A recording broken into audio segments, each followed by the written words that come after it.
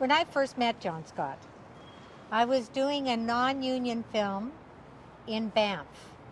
And of course, you're not allowed to do anything non-union in southern Alberta.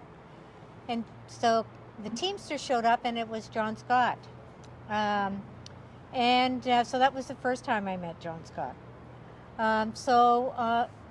It was not what I would call a very happy day.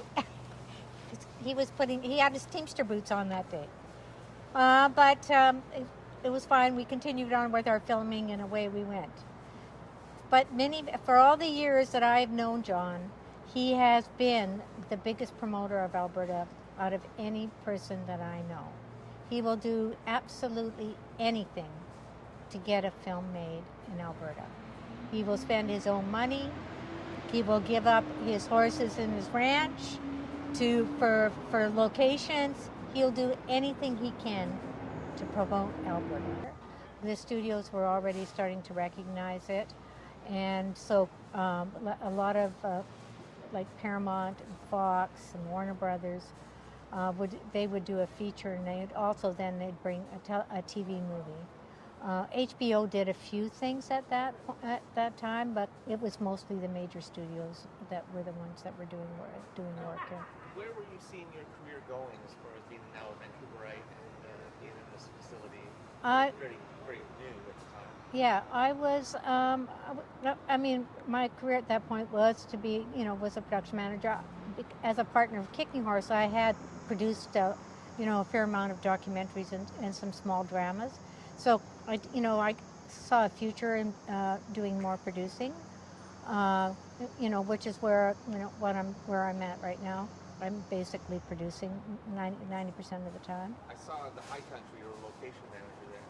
You were still working at different jobs before you got to That's right. So maybe tell me about the High Country. Okay, so maybe I should talk about all the jobs I've done. Okay. So I've been a PA, I've been a unit manager, I've been a location manager, I've been a script supervisor, and to this day I couldn't get my IA card, but I did get my NABET card because they wouldn't give me an IA card when I was a script.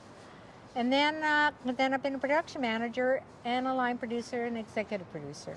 What was the main turning point in the 80s for British Columbia? What changed it all? I think the start of the studios. That we were having facilities built, and we had facilities that were being renovated. That we had space. We had, the locations speak for themselves. I mean, Vancouver and the Lower Mainland is beautiful. We had personnel. It's always about the people. It's always about if the film industry is all about people and space, and it's literally if you've got the manpower and you've got the space, you're in business.